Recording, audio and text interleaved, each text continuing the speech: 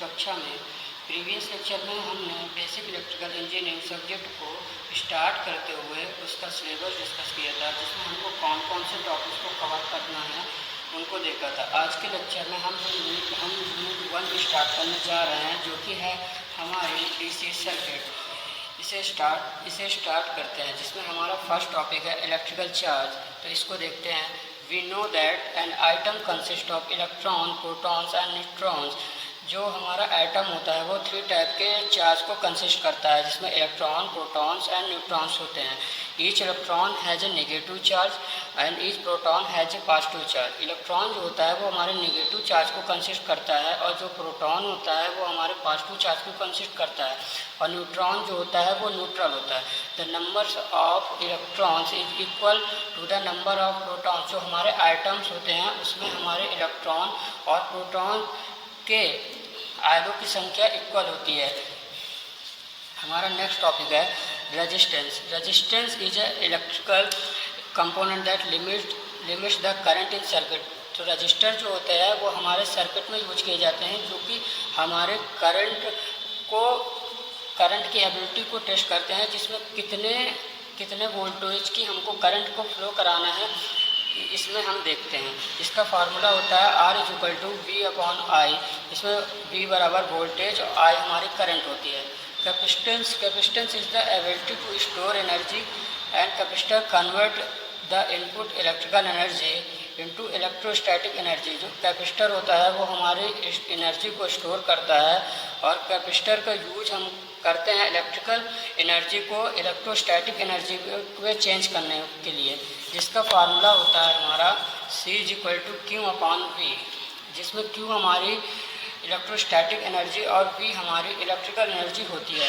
अब देखते हैं कुछ SI यूनिट, जिसमें लेंथ मीटर, मास को हम किलोग्राम से, इसकी यूनिट किलोग्राम होती है, टाइम की सेकेंड, इलेक्ट्रिक करंट की एम्पियर, एब्सोल्यूट टेम्परेचर की केल्विन, ल्यूमिनस इंटेंसिटी की कैंडेला, अमाउंट ऑफ सब्सटेंस की मोल। ऐसे ही हम कुछ सब मल्टीपल्स ऑफ यूनिट्स को भी देखते हैं, जिसमें 1 टेराबाइट होता है 10 की पावर 12, 1 गीगा बराबर 10 की पावर 9, 1 मेगा बराबर 10 की पावर 6, 1 किलो बराबर 10 की पावर क्यूब, 1 मिली बराबर 10 की पावर -3, और 1 माइक्रो बराबर 10 की पावर -6 होता है। एंड 1 नैनो =10 की पावर -9, और 1 पिको =10 की पावर -12 होता है।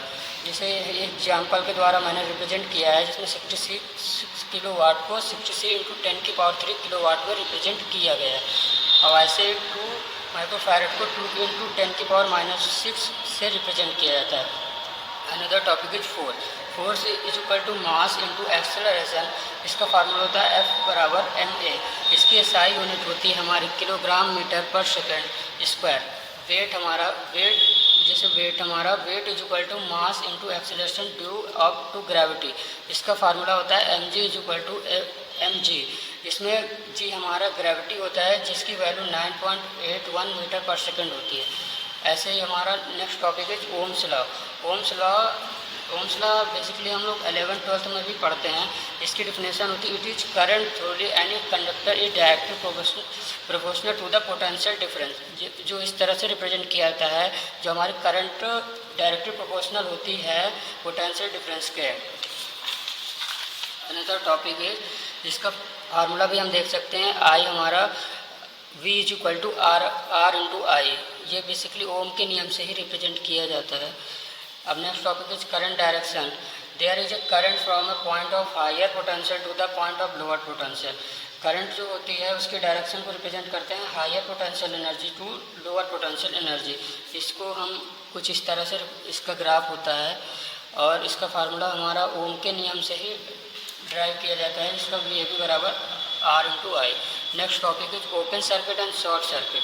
Open circuit basically, an open is a gap, break or interruption in a circuit path. Circuit or simply open if the current through it is zero. Current zero,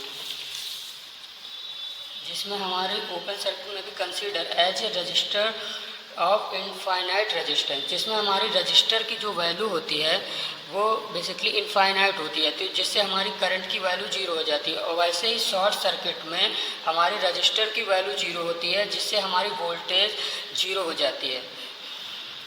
तो आज के ये topics कुछ इस प्रकार से थे, और नेक्स्ट लेक्चर में हम किरचॉफ्स लॉ के बारे में पढ़ेंगे। Kirchhoff's law is a very important topic.